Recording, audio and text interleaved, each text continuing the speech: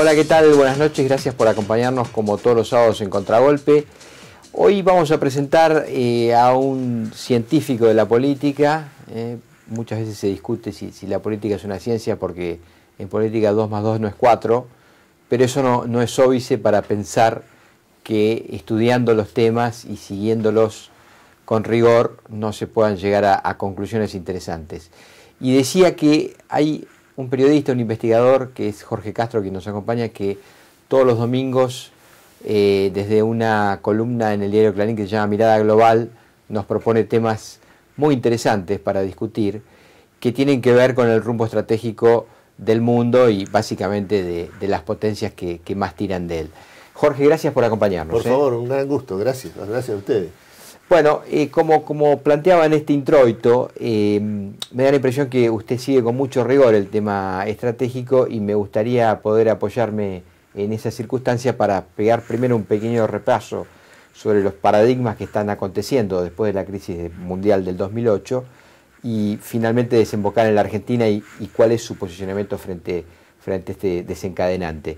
Me gustaría primero un repaso por cómo está parada hoy la Unión Europea, en tanto la Unión Europea era un jugador muy fuerte del tablero mundial, más allá de que esté golpeada, parece ser que Alemania está a un ritmo diferente dentro de los demás países de la Unión. Así es. Bueno, tal como usted lo señala, la Unión Europea son 27 países. Dentro de ellos está la zona euro. Esto es, los países europeos que comparten la moneda común, el euro, y que son 17. Dentro de estos 17 se encuentra el eje es Alemania. Alemania tiene 82 millones de habitantes, un Producto Bruto Interno de 3.6 billones de dólares y tiene en relación al producto y a la población el mayor superávit de cuenta corriente del mundo, por encima de los niveles de superávit de cuenta corriente de China. La razón de esto es que Alemania es, en términos de exportaciones de productos industriales, la primera potencia manufacturera del mundo, sobre todo en lo que se refiere a bienes de equipo y de capital de alta tecnología. Lo que ha ocurrido, y esto es la razón de fondo por la que Alemania tiene este extraordinario superávit comercial, superávit de cuenta corriente, es que la mayor parte de las exportaciones industriales alemanas, especialmente bienes de equipo y de capital de alta tecnología, productos de la industria automotriz, se realizan en los últimos 5 años fuera de Europa, orientados fundamentalmente a los países emergentes, sobre todo los asiáticos, en primer lugar China. Fíjese usted lo siguiente, la industria automotriz alemana, que es la primera del mundo en relación a la segunda, que está prácticamente en los mismos niveles, pero aún así es la segunda, que es la japonesa. La industria automotriz alemana, encabezada por Volkswagen, produce y vende más automotores en China que los que produce y vende en la propia Alemania. Lo que esto significa es que el nivel de productividad de la industria manufacturera alemana está entre los 3 primeros del mundo.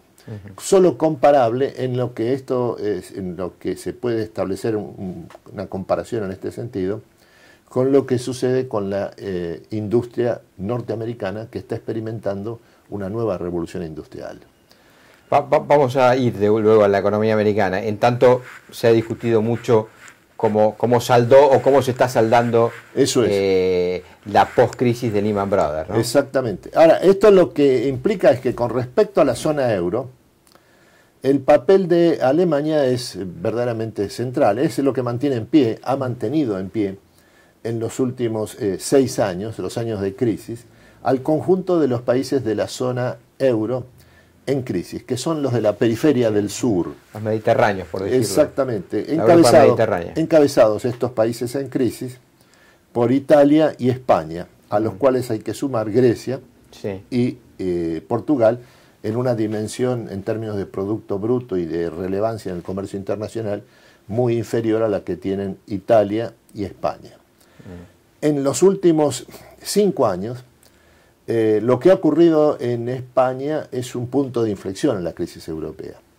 En los últimos 5 años, debido a las reformas estructurales que ha realizado el gobierno español del presidente presidente Mariano Rajoy, lo que ha habido una caída significativa de los costos laborales por unidad de producción en la industria exportadora española. Esta industria exportadora española, el componente fundamental que tiene es la inversión de las empresas transnacionales. Esto conviene ubicarlo en este siguiente panorama espacial. España es la principal plataforma de inversión de las empresas transnacionales de la zona euro. Y en el conjunto de la Unión Europea, los 27 países de la Unión Europea, es la segunda plataforma en orden de relevancia de la inversión de las empresas transnacionales después de Gran Bretaña. De todos modos, la pregunta para cerrar el panorama de la Unión Europea es la siguiente. ¿Usted sospecha que esta crisis del 2008 en adelante se salde con una Europa a dos velocidades? Y en ese sentido, la pertenencia a una unidad monetaria que es el euro, ¿es óbice para la recuperación en conjunto o finalmente los deja a estos países en un mismo barco de progreso? Mire, efectivamente la economía europea y especialmente la de la zona euro es una economía de dos velocidades, que tiene que ver con, por un lado, los niveles de productividad alemanes que están entre los primeros del mundo, y por el otro, el hecho de que sobre todo los países periféricos del sur de la zona euro, Italia, España en primer lugar, perdieron competitividad en estos últimos 10 años en términos que pueden estimarse entre 50 y 60% inferiores a los alemanes.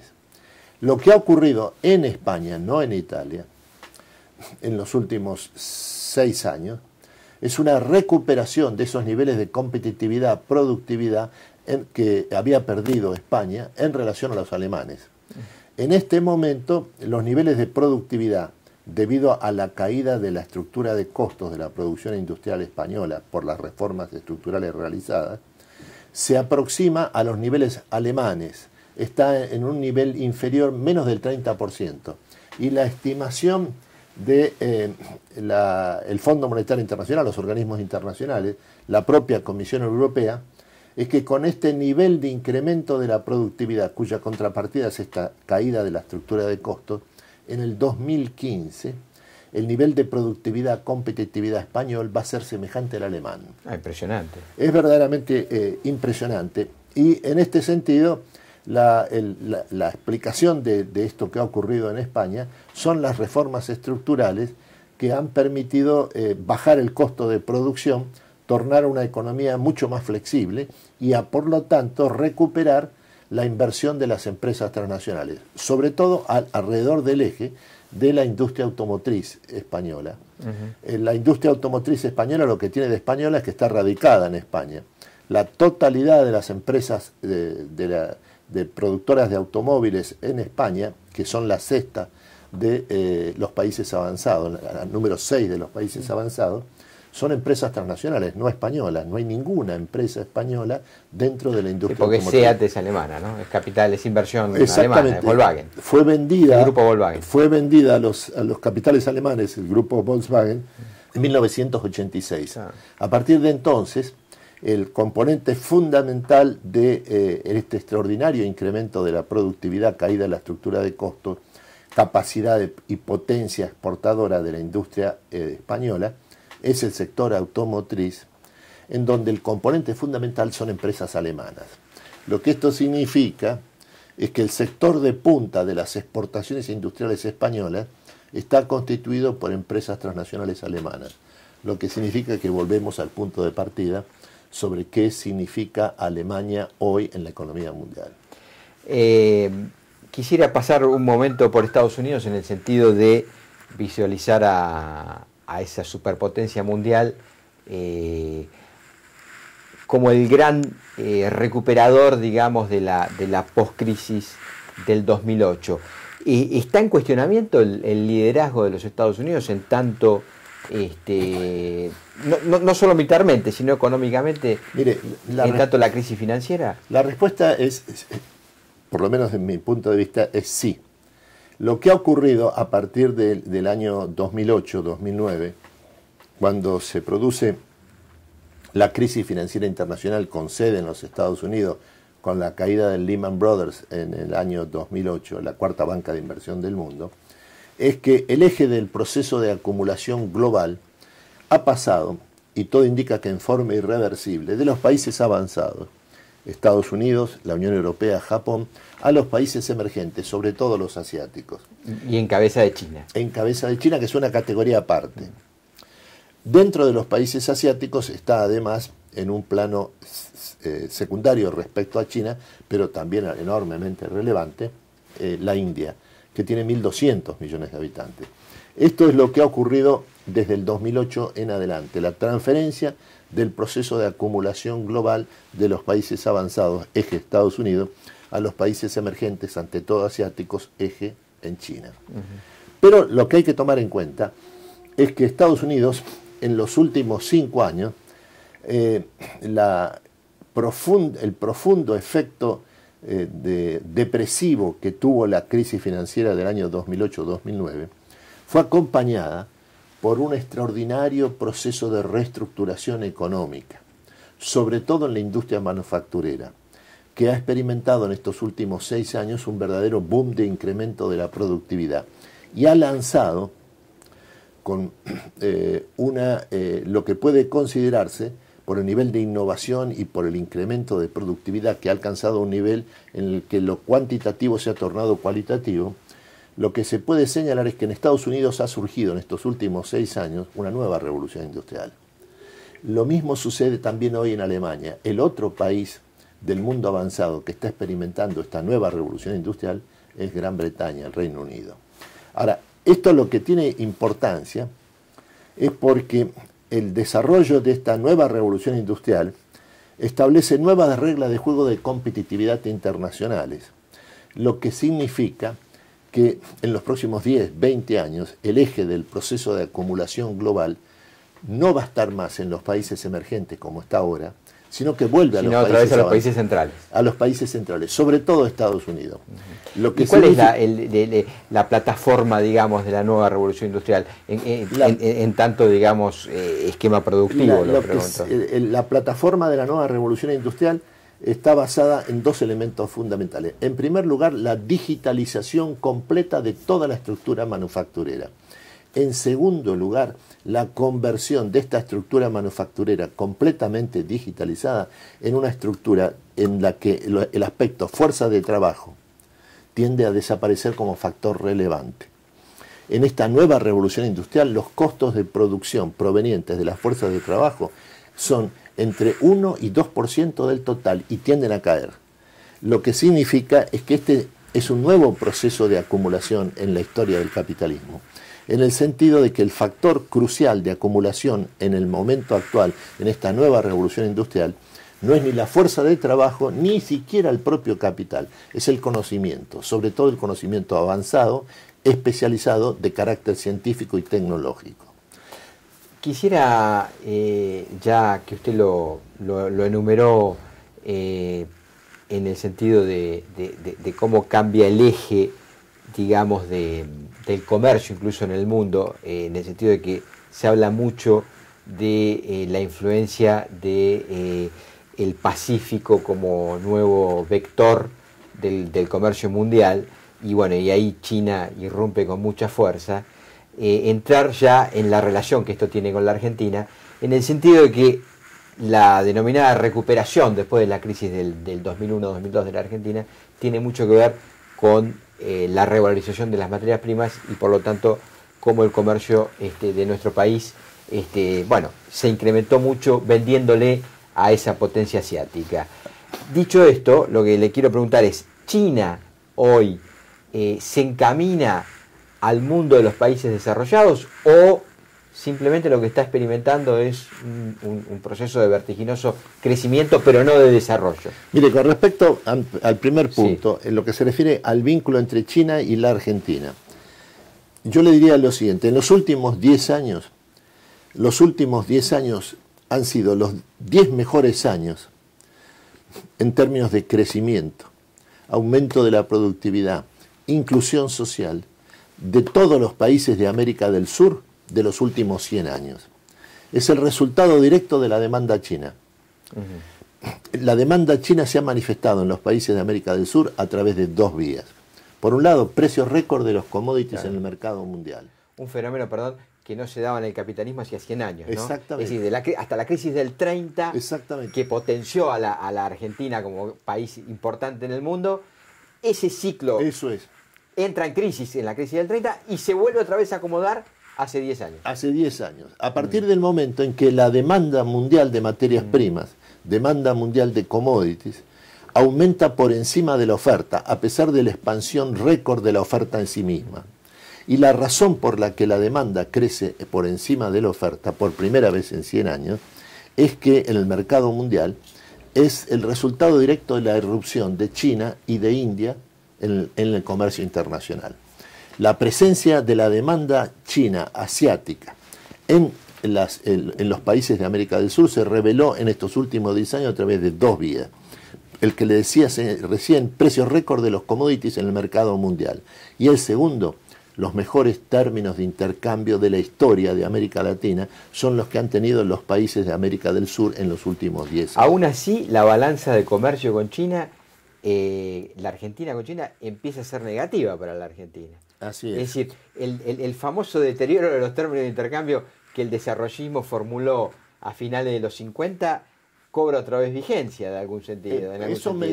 Digo, por ejemplo, en estos días que corren, hemos importado vagones y trenes chinos que tienen valor agregado frente a la venta de materias primas sin elaboración. Lo que ocurre es que esto se ha producido, este cambio en el comercio bilateral entre China y la Argentina, se ha producido en el mismo momento histórico en el que China se ha convertido también en la primera potencia manufacturera industrial del mundo y en la cabeza del comercio internacional, tanto en las exportaciones como importaciones.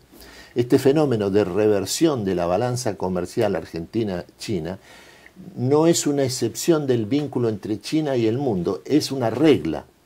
Hay que tomar en cuenta lo siguiente: China es hoy el principal socio comercial de 144 países en el mundo y por lo tanto significa que es el principal socio comercial de más del 70% del total de los países en el mundo, teniendo en cuenta que son 194 los representados en América, en la Asamblea General de Naciones Unidas. Déjeme decirle un punto más. Sí. Todos los países de América del Sur, son 12, comparten dos rasgos estructurales en su comercio exterior. La mayor parte de sus exportaciones son materias primas, en el caso de Brasil el 62%.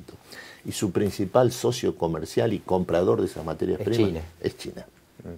Esto significa que todos los países de América del Sur, Brasil y la Argentina en primer lugar, que han tenido en los últimos 10 años, los mejores 10 años de crecimiento de su historia de los últimos 100, su inserción internacional, que es la categoría fundamental del proceso de globalización entre un país y el sistema mundial, porque es el camino de doble vía por el que transcurre el comercio y las inversiones, no es más ni con Europa ni con Estados Unidos, sino con Asia. Sí. Lo que esto significa es que los cambios de la demanda china modifican la ecuación de crecimiento económico y de inserción internacional de todos los países de América del Sur, incluyendo la Argentina. Usted habla de incluyendo la Argentina, entonces la pregunta es la siguiente: ¿tiene sentido para la Argentina plantearse un esquema estratégico de desarrollo, llamo desarrollo, darle valor agregado a esa economía, en tanto esto también implicaría salarios más aproximados al primer mundo? ¿O la Argentina tiene que definitivamente acoplarse a esta corriente, esta nueva corriente de comercio internacional y proveerle lo que esta nueva potencia mundial le demande? Mire, en primer lugar, la presencia de China en la economía mundial es el principal desafío que enfrentan todos los países del mundo. Lo que significa que no hay forma posible de mantener una actitud pasiva frente al fenómeno chino, porque se refiere a la principal de las condiciones de la economía mundial del siglo XXI. Lo que le pasa a la Argentina le sucede a Brasil, lo que le sucede a Brasil le sucede a Estados Unidos. En definitiva, este es un proceso de adecuación del sistema mundial al hecho de que el nuevo eje del proceso de acumulación global está en el Asia, sobre todo en China. En lo que se refiere a la Argentina, el problema de la Argentina frente al desafío chino consiste en lo siguiente. La producción agroalimentaria de la Argentina tiene un extraordinario nivel de incremento de la productividad, es el segundo del mundo después del norteamericano, y una extraordinaria capacidad de innovación producto de este nuevo agro que ha surgido en el país en los últimos 20 años. Al mismo tiempo, la estructura industrial manufacturera de la Argentina es una estructura desarticulada y heterogénea, con bolsones de productividad muy dispares y no conectados entre sí. El conjunto del sistema industrial argentino no se encuentra en condiciones de competir con este nuevo sistema mundial cuyo eje es China. Por eso es que la balanza comercial e industrial de la Argentina es ampliamente deficitaria. El año pasado la balanza comercial e industrial de la Argentina fue deficitaria en 32.000 millones de dólares. El superávit comercial de la Argentina es esencialmente producto de las exportaciones agroalimentarias. Lo que esto significa es que para enfrentar el desafío chino es necesario que la industria argentina, especialmente la manufacturera, adquiera los niveles de productividad y por lo tanto de competitividad internacionales que ya tiene el sector agrícola. Por último, quisiera apelar a una reflexión suya más, si quiere, de tipo sociológico, en tanto creo que es interpretativa. Hace poco le leímos en su columna Mirada Global una referencia a la economía brasilera y a la falta, precisamente usted la acoplaba también con la Argentina, la referencia a la falta de moderna productividad, por decirlo de alguna manera, para poder encuadrarse en la nueva corriente de comercio internacional. ¿Por qué cree usted que la Argentina, de alguna manera, nunca abrazó con pasión la aventura del desarrollo?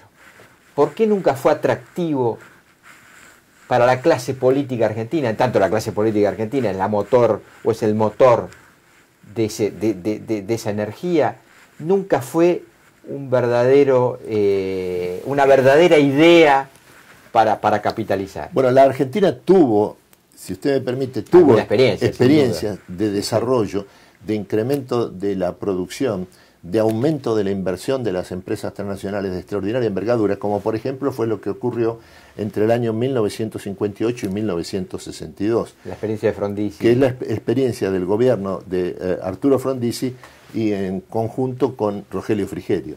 Ahora, el dato que hay que tomar en cuenta acá se refiere a Brasil. En América del Sur el país decisivo es Brasil, en el sentido de que Brasil es el 54% del Producto Bruto de América del Sur. En el Mercosur, Brasil es el 74% del Producto Bruto regional. Lo que sucede con Brasil ocurre en el resto de la región. Y lo que sucede con Brasil es la nula, baja productividad de su sistema industrial. Brasil, la importancia que tiene históricamente fue que es el único país de América Latina que logró completar el proceso de industrialización sobre la base de la sustitución de importaciones.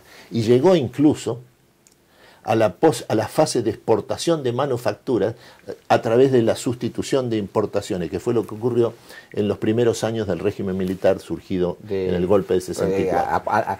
A posteriori de Kubichev y de Kadyrov. Exactamente, exactamente. Ahora, esa industria brasileña, en la cual el capital extranjero tuvo un papel fundamental, la industria automovilística, construida en la época de Juscelino Kubitschek, fue una de las primeras del mundo emergente.